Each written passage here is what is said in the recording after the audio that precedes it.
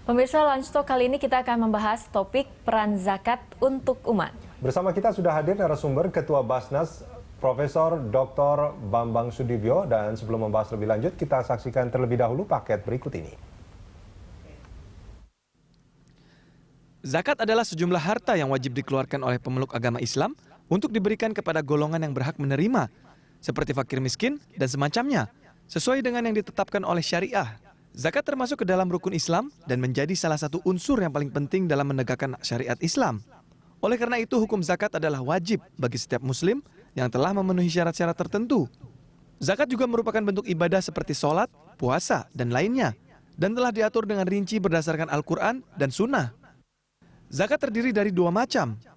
Yang pertama adalah zakat fitrah.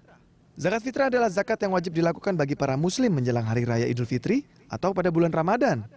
Zakat fitrah dapat dibayar yaitu setara dengan 3,5 liter atau 2,5 kilogram makanan pokok dari daerah yang bersangkutan. Makanan pokok di Indonesia adalah nasi, maka yang dapat dijadikan sebagai zakat adalah berupa beras. Yang kedua adalah zakat mal. Zakat mal atau harta adalah zakat penghasilan seperti hasil pertanian, hasil pertambangan, hasil laut, hasil perniagaan, hasil ternak, harta temuan, emas dan perak. Masing-masing jenis penghasilan memiliki perhitungannya sendiri. Dalam Undang-Undang tentang Pengelolaan Zakat Nomor 38 Tahun 1998, pengertian zakat mal adalah bagian dari harta yang disisihkan oleh seorang muslim atau badan yang dimiliki orang muslim sesuai ketentuan agama untuk diberikan kepada yang berhak menerimanya. Undang-undang tersebut juga menjelaskan tentang zakat fitrah, yaitu sejumlah bahan pokok yang dikeluarkan pada bulan Ramadan oleh setiap muslim bagi dirinya dan bagi orang yang ditanggungnya yang memiliki kewajiban makan pokok untuk sehari pada Hari Raya Idul Fitri.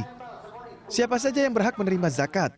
Yang berhak mendapatkan zakat menurut kaidah Islam dibagi menjadi 8 golongan.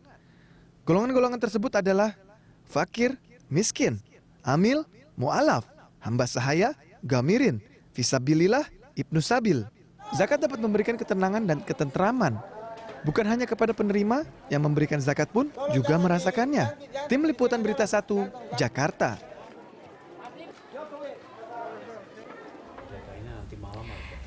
Ya, pemirsa, kita akan membicarakan topik mengenai peran zakat untuk umat. Langsung kita mulai dialog dari Pak Bambang. Pak Bambang, mengenai zakat itu sendiri, di Indonesia kan potensi zakatnya kemudian luar biasa besar, yaitu sekitar mencapai 200 triliun rupiah. Tapi kita lihat realisasinya, perolehannya masih sekitar baru 1% atau 3,5 triliun rupiah. Apa sih Pak kemudian penyebabnya perolehan dengan potensi sangat jauh berbeda? Ya, jadi potensinya menurut penelitian yang dilakukan oleh Basnas kerjasama dengan IPB, itu tahun 2010 ya, itu potensinya adalah 217 triliun. Kalau diekstrapolasikan memperhatikan pertumbuhan ekonomi tahun-tahun sesudahnya, maka tahun 2015 sudah menjadi 286 triliun. Tetapi tahun 2015 yang sudah terhimpun oleh lembaga amil zakat resmi yaitu Basnas dan LAS seluruh Indonesia, ya ada Basnas Pusat 34 Basnas Kabupaten Kota, 520 Basnas provinsi, ya Pak, tadi 34 provinsi, kemudian 520 Basnas Kabupaten Kota dan 250 LAS, ya. Lembaga amil zakat. Lembaga zakat swasta yang diakui oleh pemerintah. Ini tahun 2015 baru 3,7 triliun. Jadi hanya 1,3% dari potensinya. Ya. Penyebabnya apa? Karena barangkali sebagian besar yang sudah menunaikan zakat itu langsung dibagikan. Pada umumnya langsung kepada fakir miskin, meskipun ada 8 asnaf yang berhak menerima itu, langsung dibagikan pada fakir miskin. Saudara-saudaranya atau tetangga-tetangganya yang itu barangkali itu yang sebagian besar masih seperti itu. Tapi sebetulnya atau kalau dilihat, yang ada juga yang menyalurkan tapi tidak lewat lembaga amil zakat resmi. Itu juga saya kira masih banyak. Contohnya seperti apa tuh yang tidak masih banyak di masjid-masjid itu yang merupakan lembaga amil zakat, ya, tapi itu tidak bukan lembaga punya pemerintah dan tidak bukan milik swasta yang diakui pemerintah. Yang dilakukan oleh pengurus-pengurus masjid gitu maksudnya? Iya Pak, pengurus masjid itulah. Di samping juga barangkali juga masih banyak yang belum sadar bahwa zakat itu adalah rukun Islam yang sangat penting. Bayangkan dalam Al-Quran itu perintah zakat itu hampir selalu mengikuti perintah sholat. Diurang dalam 32 ayat. Perintah zakat ya, aqimus sholat wa atuz zakat. Dirikanlah sholat dan tunaikanlah zakat. Itu. Dan surat Al-Ma untuk mengecam keras ya sholat yang tidak berbuah dengan kesalahan sosial. Nah ini kalau kita melihat bahwa zakat itu bahkan seringkali disandingkan dengan sholat. Artinya kan penting sekali ini. Penting sekali, peran artinya zakat sholat ini. itu kan hablum minallah. Hablum minallah itu harus berbuah pada hablum minanas. Mendirikan sholat, buktinya adalah menunaikan zakat. Peduli pada fakir miskin. Ya, karena asnaf yang paling utama kan fakir miskin. Nah, ini kalau kita melihat potensinya masih sangat kecil, Pak. Yang terdata paling tidak, atau kalau mungkin maksudnya yang sudah terhimpun. Yang sudah terhimpun. Nah, sebetulnya ini kalau terhimpun secara utuh paling enggak 50%-nya sajalah dari potensi yang diteliti tadi. Ini dampaknya akan seperti apa, Pak Bambang? Dampaknya tentu akan besar sekali itu ya. Terutama dalam pengentasan kemiskinan ya. Meskipun ya potensinya itu yang terhimpun oleh lembaga resmi ini kan yang 1,3% itu kan yang terhimpun oleh lembaga resmi ya.